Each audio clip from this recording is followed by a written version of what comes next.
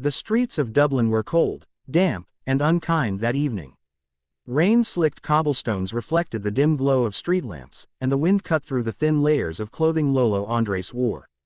At 75, he was bent with age, his hands gnarled from years of labor he barely got paid for, and his face etched with lines that told stories of hardship, lost family, and decades spent wandering far from home.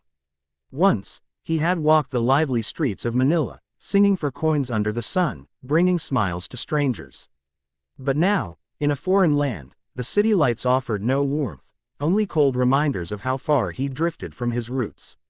He clutched a small, worn photo of a younger self standing outside a Manila church, the edges frayed from years of handling. Memories flooded him, his wife's laughter, children running through the streets, the aroma of street food sizzling on the corners. Tears mixed with the drizzle on his cheeks. Hunger gnawed at his stomach, yet something deeper drove him forward, the longing to feel alive again, to be heard, even for a fleeting moment. A charity worker approached, offering a small packet of food and, tucked inside, a flyer. Bold letters announced, AGT Ireland Auditions 2025, Your Voice Matters. Lolo Andres stared at it, disbelief and hope warring in his eyes. Could this be it? A chance to sing once more, to remind the world he existed, not as a shadow on the street, but as a man with a story, a song, and a heart still beating strong. With a shaky breath, he folded the flyer and tucked it into his pocket. His shoes were worn to nothing, his jacket thin and tattered, yet inside him burned a quiet determination. Tomorrow, he would walk into that audition room, alone and vulnerable, but with a voice that carried the weight of a lifetime. The lights of the AGT stage blazed down like the sun breaking through a storm. Lolo Andres shuffled forward, his frail frame almost swallowed by the expanse of the stage. His shoes were worn thin, and his jacket, patched and torn, did little to hide his trembling body. Yet he held his head high, eyes glimmering with a mixture of fear, hope, and determination. The judges leaned forward, their faces a mixture of curiosity and skepticism. Simon Cowell's brow furrowed. "Why are you here?" he asked, his voice calm but probing. Lolo Andres took a slow, deliberate breath, his voice cracking as he spoke. "Because singing is the only home I have left." A hush fell over the theater. The audience, sensing something raw and fragile, leaned in. Then he began to sing. At first, his voice was soft, almost fragile, like the wind rustling through autumn leaves. But as he continued, the depth of his life, the hunger, the cold nights, the decades of struggle, took shape in each note. Filipino folk melodies intertwined with hints of Irish ballads, creating a sound both haunting and beautiful. The judges exchanged stunned glances. One judge's hand flew to her mouth, her eyes wide. Another whispered under her breath, this is real. This is life." Simon, usually the impenetrable critic, felt the lump in his throat grow. The lines of toughness on his face softened, his hands clenching as he struggled to keep his composure. By the final verse, tears were running down his cheeks. Lolo Andres sang not for fame, not for money, but because the stage was the one place where his pain, his love, and his life could be understood. And in that small, bright theater, every eye was fixed on him, every heart touched. When the last note faded, silence blanketed the room, heavy, reverent, and profound, before the audience erupted into applause, echoing the storm of emotions already gripping the judges. The final note hung in the air like a fragile bird, trembling on invisible strings. Lolo Andres closed his eyes, his chest heaving, sweat mingling with the rain that had followed him from the streets earlier that week. Every line on his face told a story of loss, struggle, and survival, and now, for the first time in decades, the world was listening. The judges were motionless at first. Then, as the last echo faded, the weight of what they had just witnessed sank in. One judge pressed a hand to her lips, unable to contain a sob, her shoulders shaking violently. Another clutched a tissue, whispering, "I've never felt anything like this." Simon Cowell, whose face was usually a mask of skepticism and control, sat frozen. His eyes, usually sharp and calculating, glistened with tears. He leaned forward, hands gripping the desk, as the emotions he'd buried for years finally surfaced. The raw honesty, the vulnerability, the lifetime of pain captured in a single song, it pierced him straight to the heart. The audience, sensing the gravity of the moment, remained completely silent. Even the crew behind the cameras held their breath. Lolo Andres opened his eyes slowly, seeing not judgment, but humanity reflected back at him. For 75 years, he had been invisible to most of the world. Tonight, every eye was on him, every heart connected to his story. A judge whispered to Simon, he's unforgettable. Simon's head dropped, and a tear escaped, trailing down his cheek. He quickly wiped it away, but the raw emotion remained.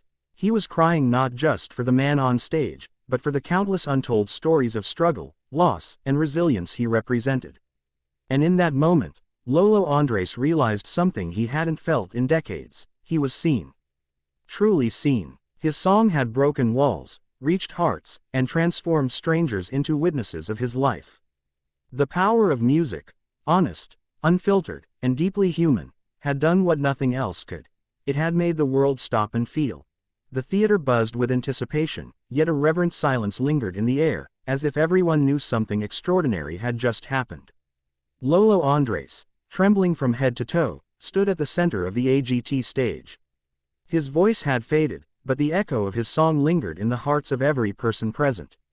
He looked at the judges, their eyes wet, their faces soft with emotion, faces that had seen talent before but never this raw, this human, this deeply moving. Simon Cowell leaned back in his chair, taking a moment to steady himself. His usual sharpness was gone, replaced by awe and vulnerability. He spoke first, his voice breaking. I've judged talent for decades. I've seen incredible singers, amazing performances, but I've never felt anything like this. Your life, your voice, it's unforgettable.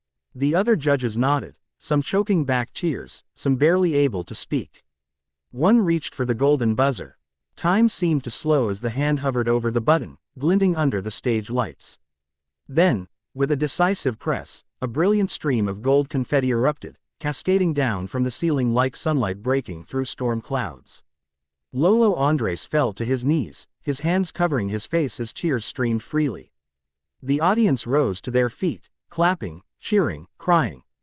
He was no longer a forgotten homeless man wandering Dublin's streets. He was a hero of human resilience, a living testament to the power of music and hope. Backstage, reporters whispered, audience members wiped their eyes, and even the crew felt chills. Simon's head remained bowed for a long moment, a single tear sliding down his cheek. This is why we do this, he murmured. Lolo Andres slowly stood, his shaking hands lifting to wipe the confetti from his shoulders. In that instant, he felt something he hadn't felt in decades. Warmth, recognition, and dignity.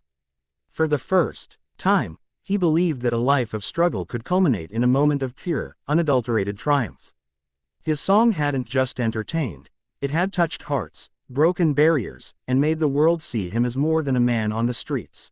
Backstage, Lolo Andres sat wrapped in a thin blanket, confetti still clinging to his shoulders. His hands shook, not from cold, but from the whirlwind of emotion that had overtaken him. For the first time in decades, he felt seen. Truly seen. His story, his pain, his lifelong struggle as a poor Filipino in Ireland, all of it mattered now. Reporters crowded around, whispering questions and snapping photos. Cameras captured the tears streaking down his face. But Lolo Andres barely noticed. He only felt the warmth of human connection he hadn't known since leaving Manila so many years ago.